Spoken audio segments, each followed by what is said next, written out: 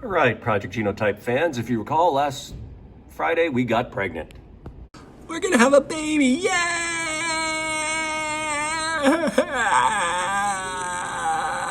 You might need to check my diaper.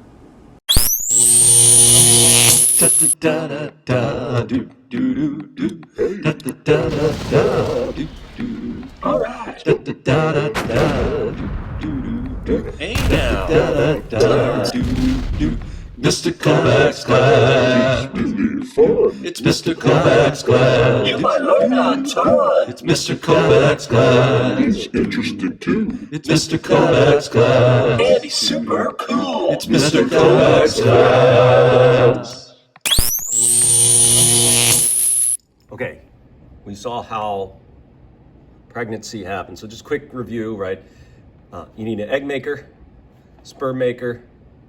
Sperm's got to fertilize the egg. Now, I think I mentioned this.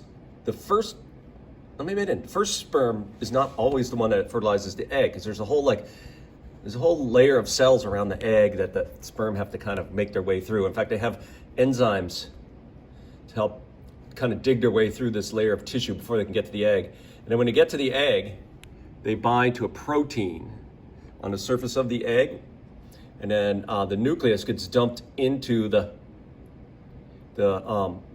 cytoplasm, and then mitosis begins, and we have what we call a zygote. All right, this all happens out here in the fallopian tube. That's fertilization. You're not pregnant yet, though. You're not pregnant until that fertilized egg, zygote, which now is called like a morula and then a blastula, until it actually sticks to the lining. And so I don't know if you remember the other day when egg makers make eggs, they also kind of add a layer of endometrial tissue to the lining of their uterus, which is rich in blood vessels. That's specifically so that when an egg implants, it can start being nourished with, the stuff that Little Red delivers. Hey, everybody. All right, so let's see. Fertilization can happen on Monday, and then let's see, Tuesday, Wednesday, Thursday, Friday, Saturday, Sunday.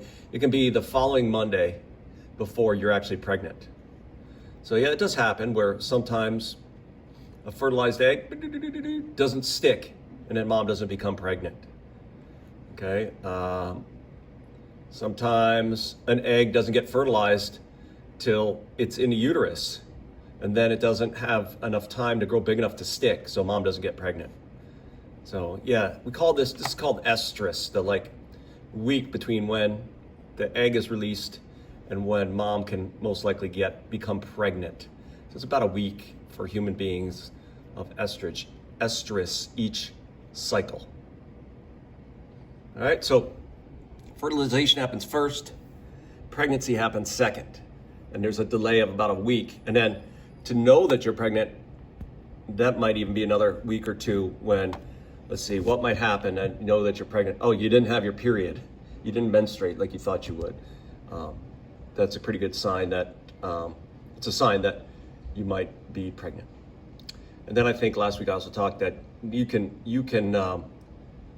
get pregnant the old-fashioned way by having sexual intercourse, or you can, nowadays, a lot of people choose in vitro fertilization, especially couples who have had hard time getting pregnant the old-fashioned way. They will turn to a doctor or medical to help them get pregnant using some science, right? That's in vitro fertilization. Yeah, okay, I don't talk too much. And then of course now it's what we call gestation period, which is now we have to wait for the baby to grow. And in human beings, that's gestation period is like 40 weeks, give or take. And once you figure out that you're pregnant, then you and your doctor will try to figure out when you should expect to be due. But I think I mentioned that there's actually a real big window of time, right? Like if they say you're due on, April, what is it today? April 19th. Well, if you had the baby 10 days before, 10 days after, April 29th or April 9th, that would be in the window of like normal. You're not early. You know what I mean? All right, and now this baby's got to grow. In fact, it's not a baby at the beginning, right? At the beginning, we call it a zygote. Then it becomes what we call a little ball of cells called a blastula.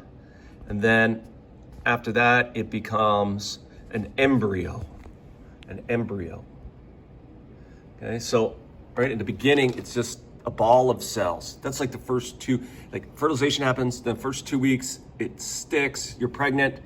This ball of cells now forms into what we call an embryo. An embryo is like, it doesn't even look like a person, right? Like an embryo is like it's just starting to put all the cells into the places where they're going to be. It's got to start building brain and eyeballs and tissue cells like heart and lungs and all that stuff.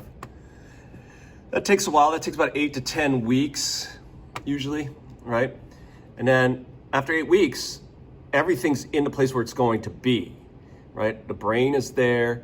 You wouldn't be able to survive because these organs are not big enough.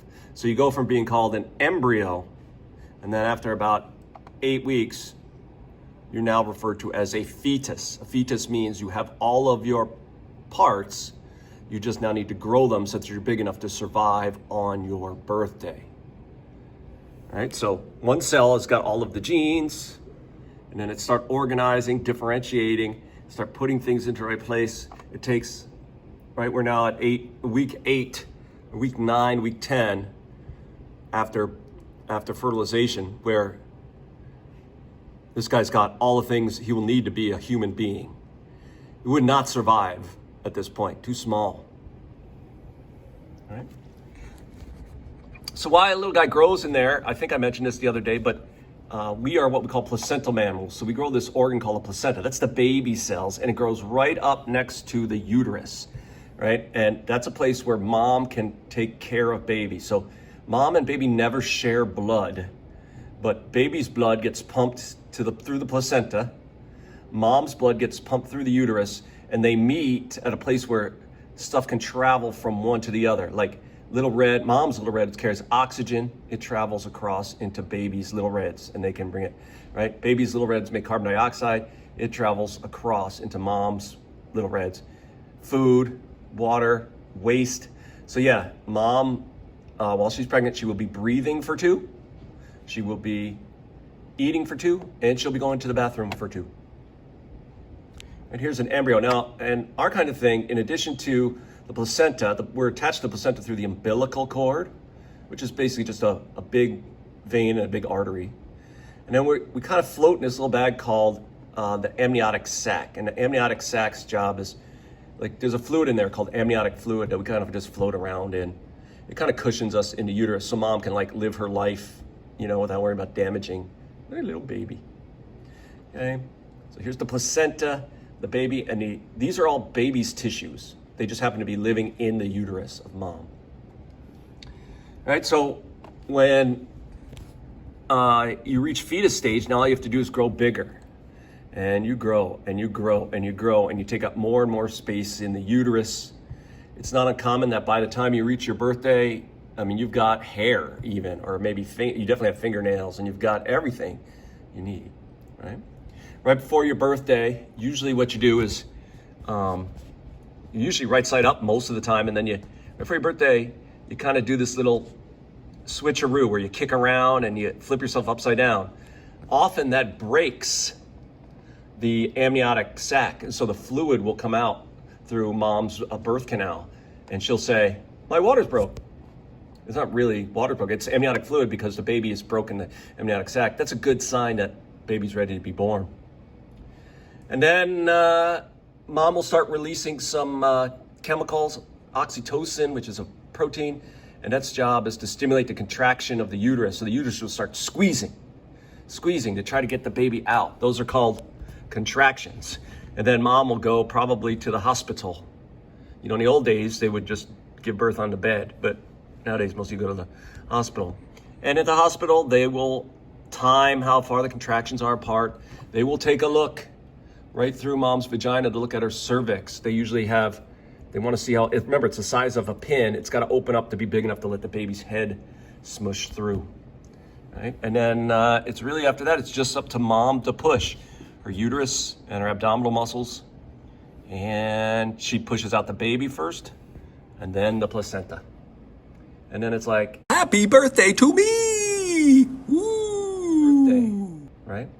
Now, you probably know some folks that, like if the baby doesn't flip around, or if there's some other complications, sometimes they just say, you know what, we're gonna go in and take the baby out of the uterus. That's called a cesarean section or a C-section, and they just cut right through the wall and birth the baby that way.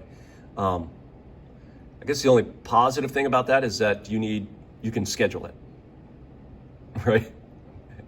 And when the baby is out, it doesn't need its placenta anymore because now it's going to grow or breathe and grow and go to the bathroom and eat on its own. So they will clamp and then snip off the umbilical cord and tie it off in a knot, and you've got a belly button. And then it's time to live your baby life. Crying is actually a great sign. That means your lungs work. Yeah. And then after your birthday, now mom can take it easy because there's nothing more for her to do. Yeah, right.